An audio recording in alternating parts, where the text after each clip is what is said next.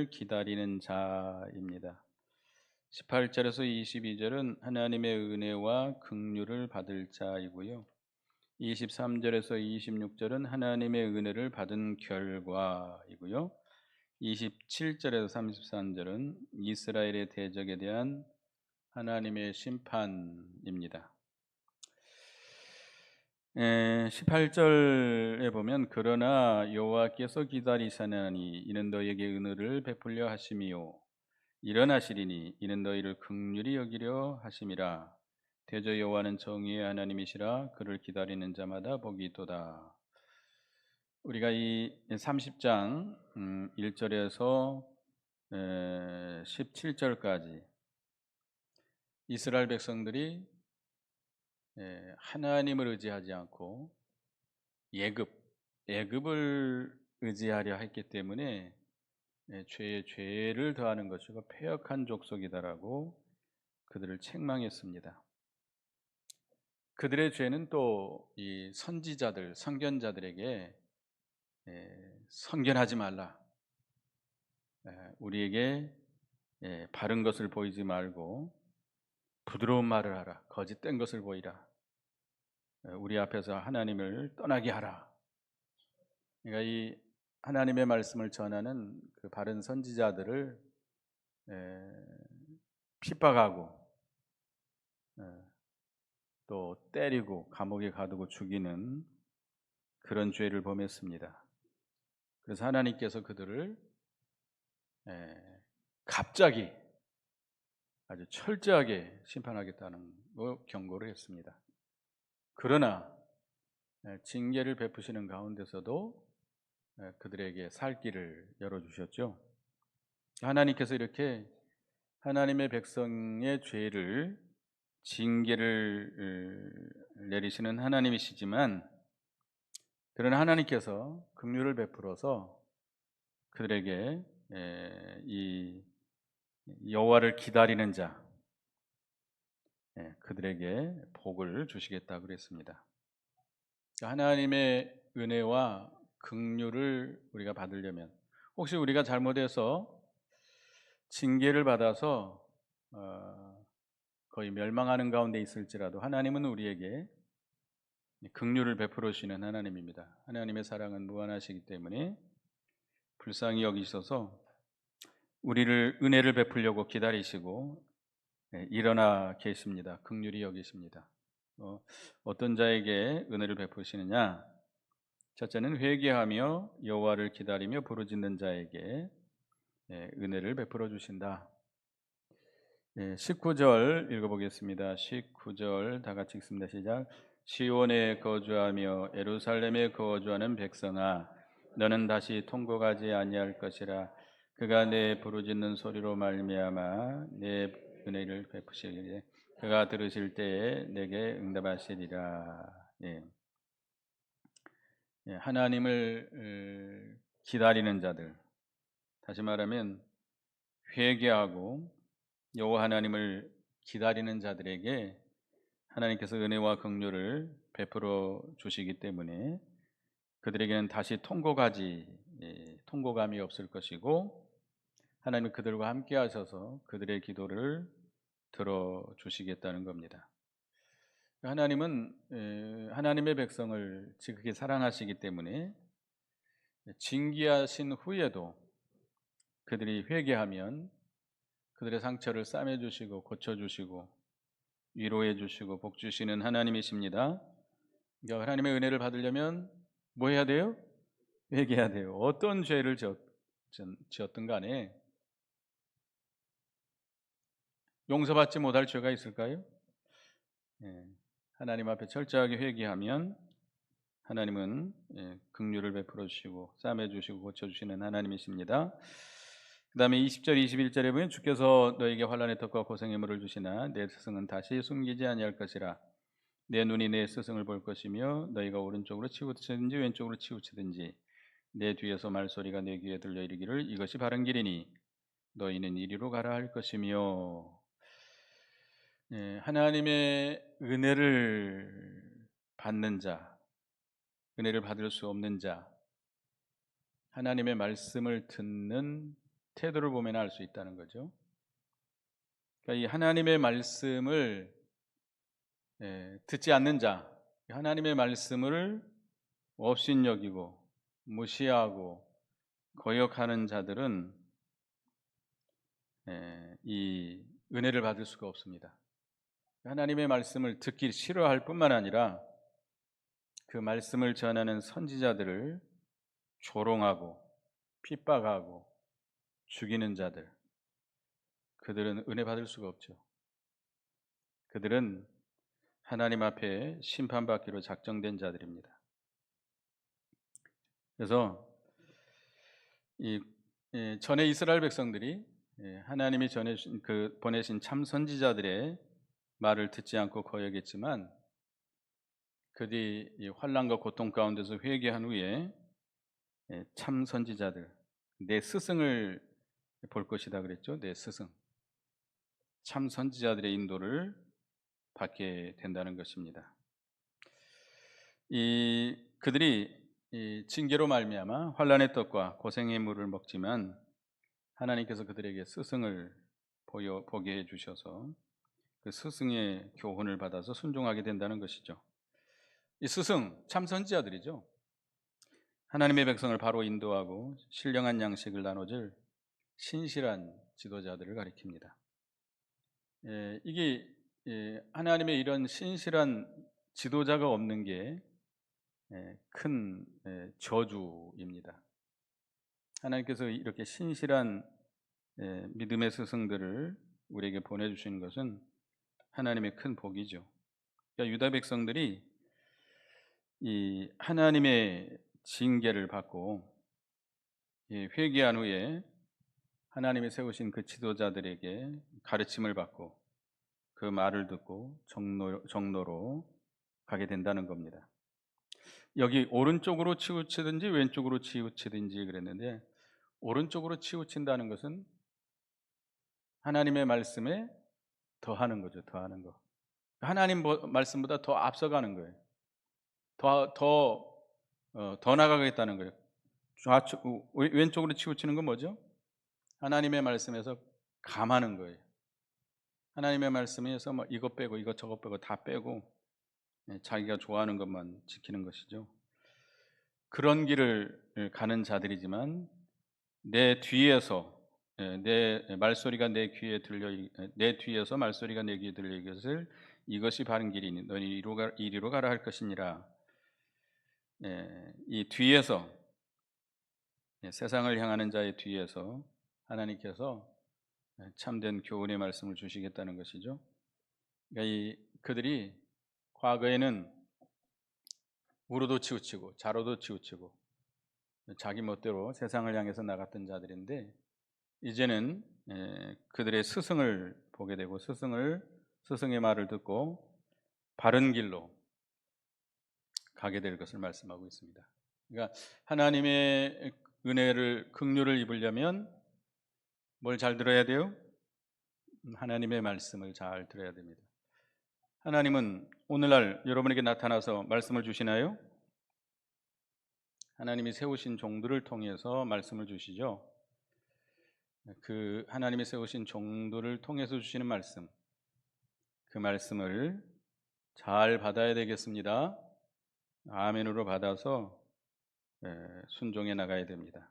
그 다음에 22절에 또 너희가 너희 조각한 우상의 비는과 부어 만든 우상에 올린 금을 더럽게 하여 불결한 물건을 던진같이 던지며 이르기를 나가라 하리라. 우상을 던지는 자죠. 우상을 섬기면서 하나님 앞에 은혜 받을 수 있나요? 하나님과 재물을 겸하여 섬길 수 없다고 그랬습니다. 그래서 우리는 하나님 앞에 은혜를 받으려면 뭘 다 제거해야 돼요? 우상을 철저하게 제거해야 됩니다. 철저하게. 우리가 유대 열왕들 가운데 선한 왕들, 의로운 왕들의 특징은 그들이 왕이 되자마자 개혁하는 일이 있습니다. 개혁. 잘못된 걸 뜯어 고치는 거죠. 그게 첫 번째가 뭐죠? 우상을 철저하게 제거하는 겁니다. 우상을 철저하게 제거하지 않고서는 하나님을 바로 섬길 수 없죠. 우상을 섬기면서 하나님의 은혜를 구할 수는 없습니다. 그래서 우리는 철저하게 우상을 제거시켜야 됩니다. 이 더러운 것을 더러운 불결한 물건을 던진같이 우상을 그렇게 불결하게 여기고 던져버려야 됩니다. 제거시켜야 됩니다. 우상, 여러분에게 우상이 뭐예요? 부처예요? 부적 같은 것들이에요? 하나님보다 더 의지하고 하나님보다 더 사랑하고 하나님보다 더 지배받고 따라가는 것이 다 우상입니다. 그것이 남편이 될 수 있고 자식들이 될 수 있고 직장이 될 수 있고 돈이 될 수 있습니다. 하나님보다 더 의지하고 사랑하고 따라가는 거 우상이에요. 그거 다 철저하게 제거해야 하나님 앞에 은혜를 받을 수 있습니다. 하나님 앞에 은혜를 받으려면 첫째는 뭐 해야 돼요? 회개해야 돼요. 회개하고 하나님만 바라보고 기다려야 돼요. 두 번째는 말씀을 잘 청종해야 돼요. 하나님의 말씀을 전해줄 때 그가 누가 전하든 달게 받아야 됩니다. 말씀에 꼬꾸라져서 하나님이 내게 주시는 말씀으로 달게 받으시기 바랍니다. 그 다음에 세 번째는 뭘 버려야 돼요? 우상을 철저하게 제거해야 돼요. 그래야 혹시 우리가 과거에 하나님 앞에 범죄해서 징계를 받는다 할지라도 하나님이 그런 자에게는 긍휼을 베풀어 주시고 은혜를 베풀어 주십니다. 그래서 23절에서 26절은 하나님의 은혜를 받는 결과입니다. 23절에 내가 땅에 뿌린 종자에게 주께서 비를 주사 땅이 먹을 것을 내며 곡식이 풍성하고 기름지게 할 것이며 그날에 내 가축이 광활한 목장에서 먹을 것이요 밭가는 소와 어린 나귀도 키와 쇠스랑으로 까부리고 맛있게 한 먹이를 먹을 것이며 하나님께서 비를 내서 곡식이 풍성하게 해주신다는 거예요. 그래서 가축들까지도 모든 것을 넉넉히 먹는다는 겁니다.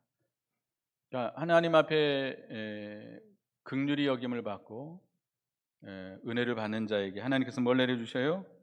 비를 내려주십니다. 비. 때를 따라 우리에게 적당하게 비를 내려주세요. 우리나라는 뭐 천수답, 과거에 천수답이라는 그런 그러니까 비가 오지 않으면 농사짓지 못하는 땅들이 많이 있었죠. 요즘은 뭐 거의 다 이 수로 시설이 돼 있고 안 그러면 다 지하에서 다 뽑아 올라가지고 비가 오지 않더라도 농사 지을 수 있는 참 좋은 시절이죠. 제가 국민학교 다닐 때, 중학교 다닐 때 이때만 해도 그 해에 비가 잘 안 오면 논에 물대니라고 전쟁이 일어났습니다. 막 싸움이 일어나고 그 조금 물은 적은데 서로가 되려고 하니까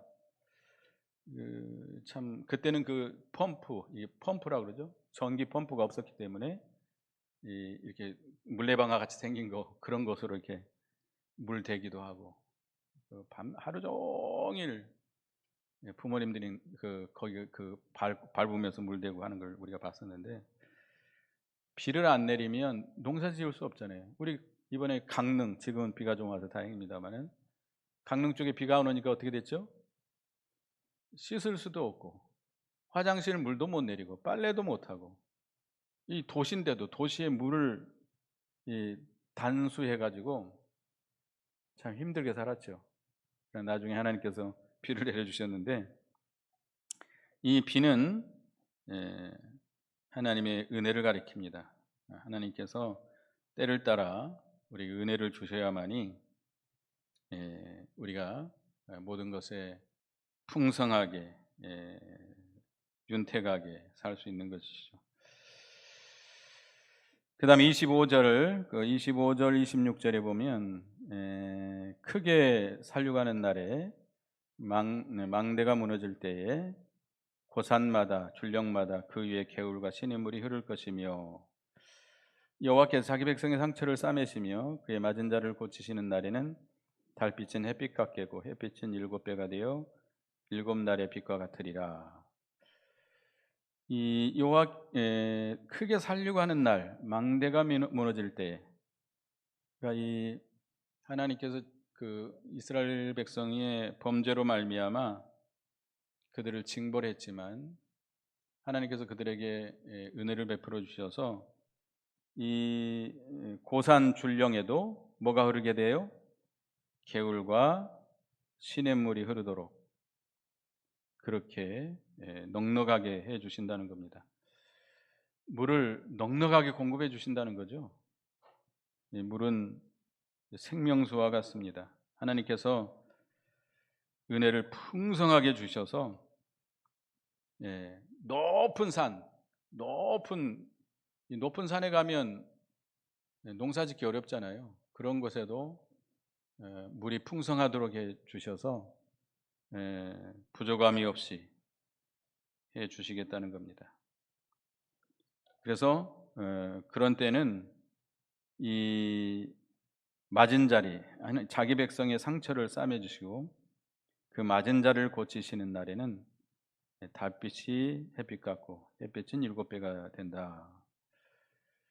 이 하나님께서 하나님의 백성들의 상처를 싸매 주시고 그들의 맞은 자리를 고쳐 주신다.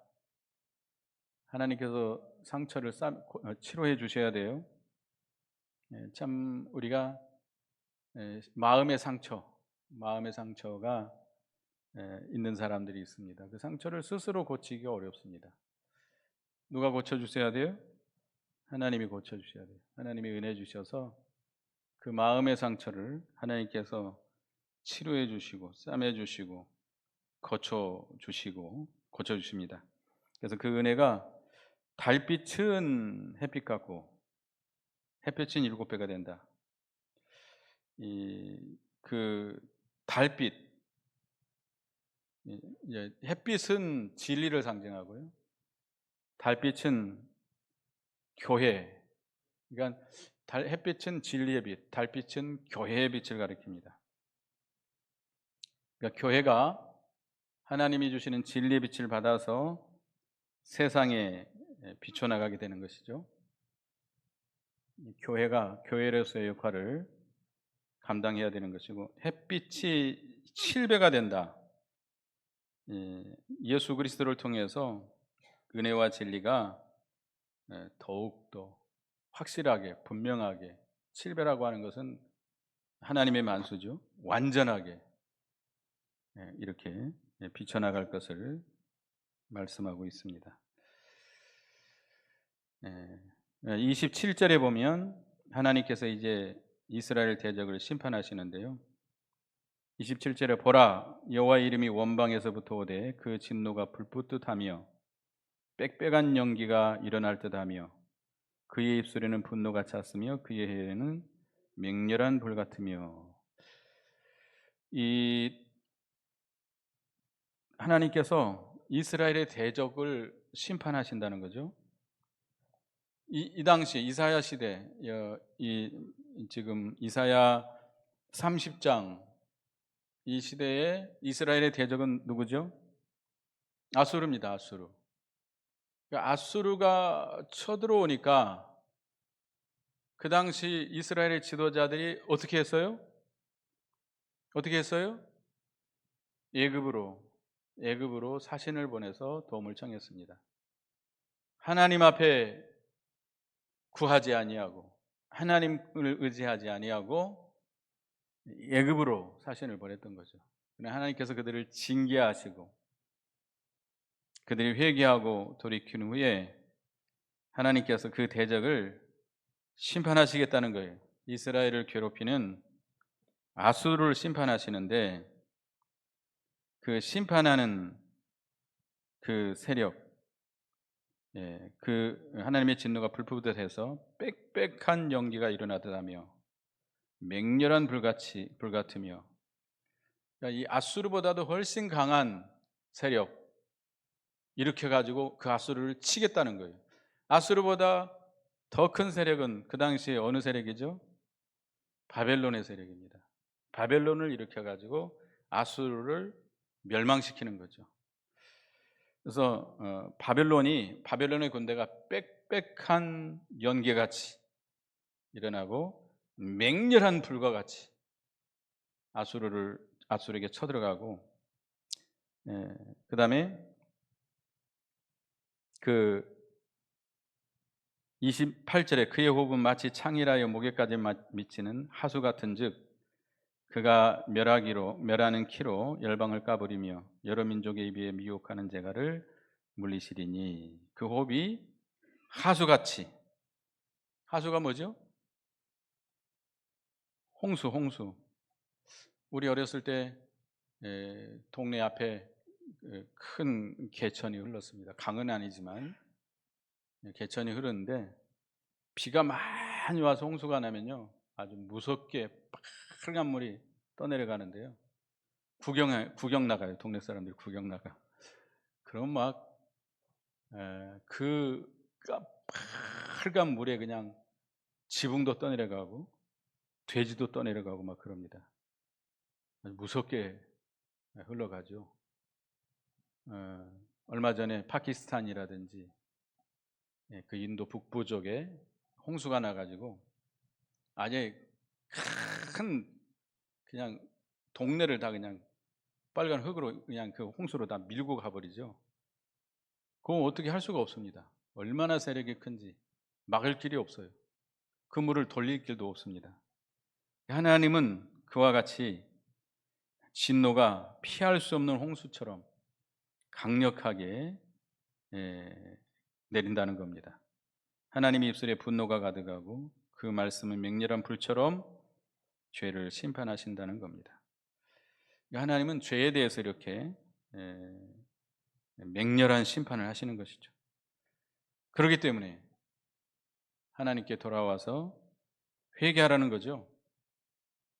회개치 않으면 하나님의 진노를 막을 길이 없습니다. 피할 길도 없습니다. 여기 하나님께서 멸하는 키로 열방을 까부린다 그랬는데, 키가 뭐죠? 키? 열쇠예요? 여기서 키가 뭐예요? 예. 우리 순천에서는 챙이라고 씁니다. 챙이. 그러니까 그 음식을 이게 곡식을 까부리는 거죠. 까부려서 그 껍데기들을 날아가게 만들고 알맹이만 남게 하는 거죠. 키는 표준말이고 체이. 저 순천 사람들이 챙이 그러더라고요. 챙이. 우리 어머니가 키가 작아요. 그래서 이 키질을 하면 사람들이 웃었습니다. 하도 키가 작으니까 키는 크고 체이는 크고. 하여튼 키로 열방을 까부리듯이 하나님께서는 이스라엘의 대적자들을 이렇게 심판하신다는 겁니다. 그 다음에 29절에 보면 너희가 거룩한 절기를 지키는 밤에 하듯이 노래할 것이며 피리를 불며 여호와의 손으로 가며 이스라엘의 반석에게로 나아가는 자같이 마음에 즐거울 것이라. 하나님께서 이스라엘 백성들의 대적을 심판하시고 이 하나님의 백성들에게 찾아오실 때 하나님의 백성들이 찬양하게 된다는 거죠. 그들이 거룩한 절기를 지키는 밤에 노래하듯이 하나님을 찬양하고 즐거워하게 된다는 겁니다. 그러나 그 대적들은 30절에 여호와께서 그 장엄한 목소리를 듣게 하시며 혁혁한 진노로 그의 팔에 치심을 보이시되 맹렬한 화염과 폭풍과 폭우와 우박으로 하시리니. 이 대적들은 하나님의 맹렬한 진노 앞에서 두려워 떨 수밖에 없다는 거죠. 얼마나 하나님의 진노가 강한지 산하 무너져서 하나님의 진노에서 자기를 가리워 달라. 요한계시록 6장을 한번 보겠습니다. 요한계시록 6장. 요한계시록 6장 16, 17. 요한계시록 6장 16, 17을 같이 읽어보겠습니다. 시작. 산들과 바위에게 말하되 우리 위에 떨어져 보좌에 앉으신 이의 얼굴에서와 그 어린 양의 진노에서 우리를 가리라. 그들의 진노의 큰 날에 이르렀으니 누가 능히 서리오 하더라. 하나님의 진노가 얼마나 맹렬하고 무섭고 큰지 차라리 뭐가 내게 무너져서 바위가 산들이 내게 무너져서 내가 차라리 죽는 거죠. 죽어서 그 진노를 보지 않게 해달라. 이렇게까지 한다고 그랬습니다. 하나님이 진노가 나타나면 무섭습니다. 어떤 세력도 어떤 누구도 그 앞에 설 수 없는 것이죠. 그래서 31절에 보면 여호와의 목소리에 아수르가 낙담할 것이며 주께서는 막대기로 치실 것이라. 여호와의 목소리, 여호와의 그 아수르를 멸하시려고 하는 하나님의 심판 앞에 아수르 세력은 낙담하게 된다. 낙담하게 된다. 32절에 여호와께서 예정하신 몽둥이를 아수르 위에 더하실 때마다 소고를 치며 수금을 탈 것이며 그는 전쟁 때에 팔을 들어 그들을 치시리라. 하나님께서 예정하신 몽둥이, 아수르를 치시는 몽둥이는 뭐죠? 바벨론의 세력이죠. 바벨론의 세력. 바벨론의 세력으로 아주 강한 군대. 그러니까 하나님께서는 아수르를 심판하시기 위해서 바벨론의 세력을 키운 거예요. 강하게 키워서 몽둥이로 사용해서 그들을 친다는 거예요. 아수르를 칠 때에 누가 소고를 치기면 수금을 타요? 하나님의 백성들이죠. 유다 백성들은 소고 치며 수금을 타게 된다는 겁니다. 그리고 33절에 대저 도벳은 이미 세워졌고 또 왕을 위하여 예비된 것이라. 깊고 넓게 하였고 거기에 불과 많은 나무가 있은즉 여호와의 호흡이 유황 개천 같아서 이를 사르시리라. 도벳이라고 하는 곳은 그 우상 섬기는 곳인데요, 사람을 불태워서 우상에게 바치는 곳이라고 합니다. 그러니까 이 도벳에서 산 사람을 불태워서 우상에게 바치는 것처럼 아수르 세력이 그렇게 희생될 거라는 거예요. 아수르 왕이 그 도벳에서 불로 태워질 것이라는 거예요. 깊고 넓게 했다는 것은 그 나무를 많이 채워가지고 그 불이 꺼지지 않도록 아수르와 아수르의 군대를 그렇게 살라버리겠다는 겁니다. 그래서 여호와의 호흡이 유황 개천 같아서 이를 살을 것이다. 그러니까 이 하나님의 백성을 대적하는 세력은 하나님께서 이렇게 심판하시겠다는 겁니다. 우리는 두려워하지 말고 아수르 세력을 두려워하면 안 돼. 아수르 세력이 아무리 강할지라도 하나님께서 아수르를 세우시고 아수르를 강하게 하시고 아수르를 무섭게 하시는 이유가 뭐예요? 하나님의 백성들을 치시고 징계하고 바로 세우기 위한 거예요. 그렇다고 한다면 그 아수르 세력이 쳐들어왔을 때 그들을 무서워하고 애굽으로 도움을 청하려고 가거나 도망치려고 하지 말고 뭐 해야 돼요? 회개해야 돼요. 회개해야 돼요. 회개해야 돼요. 회개하고 하나님의 선지자의 말을 듣지 않았던 것을 회개하고 이제 선지자들로 통해서 주시는 말씀을 잘 받아야 됩니다. 그 다음에 뭘 버려야 돼요? 우상을 철저하게 제거시켜야 됩니다. 하나님께서 긍휼을 베풀어 주시고 비를 풍족하게 내려주셔서 고산줄령에도 그 물이 풍족하도록 해서 메마르지 않도록 상처를 싸매주시고 치료해 주시는 하나님. 그러나 이스라엘을 괴롭힌 대적은 어떻게 해요? 강렬하게 맹렬하게 그들을 심판하신다는 겁니다. 그러니까 여기서 문제는 뭐가 가장 중요한 문제죠? 회개하라는 거죠. 회개하라는. 우리가 과거에 어떤 죄를 져서 하나님 앞에 징계를 받고 있다 할지라도 지금이라도 뭐 해야 돼요? 회개하라는 거예요. 회개하고 하나님 앞에 바로 서면 하나님께서 건져주시겠다는 거예요. 아수르가 아무리 강해도 그보다 더 강한 바벨론을 들어서 아수르를 쳐서 멸하겠다는 거예요. 그러니까 우리가 아수르를 두려워하면 안 돼요. 아수르는 뭐에 불과해요? 하나님이 들고 쓰는 몽둥이에 불과해요. 몽둥이. 그 몽둥이 하나님 손에 있어요. 하나님 손에 있다고. 그러니까 그 몽둥이를 두려워하지 말고 누구를 두려워해야 돼요? 우리는 그 하나님을 두려워야 되죠. 하나님을 경외해야 되겠죠. 그래서 우리가 하나님 앞에 바로 서야 되겠습니다. 기도하겠습니다. 하나님께서 유다 백성들의 범죄를 징계하시면서도 그들에게 긍휼을 얻고 은혜 받는 길을 보여주었습니다. 그것은 회개하고 여호와 하나님을 기다리라는 겁니다. 하나님을 찾으라는 겁니다. 그 다음에 과거에 선지자들을 말을 듣지 않고 그들을 핍박하고 죽였던 죄를 회개하고 이제 하나님의 말씀에 청종하라는 겁니다.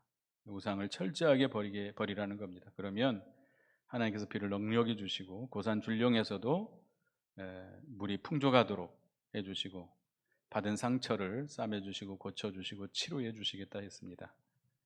회개하고 돌이키면 이스라엘 하나님의 백성의 대적을 맹렬한 분노로 그들을 심판하시겠다고 그랬습니다. 그렇기 때문에 우리는 세상의 어떤 환란이나 세상의 어떤 세력을 두려워하지 말고 그것을 드시고 그것을 주관하시는 이는 하나님이시기 때문에 하나님을 두려워하고 하나님을 경외하고 우리가 하나님 앞에 회개하고 하나님의 말씀을 잘 청종하고 우상을 철저히 버리고 하나님의 긍휼을 얻고 은혜를 받는 저희가 되게 해 주시옵소서.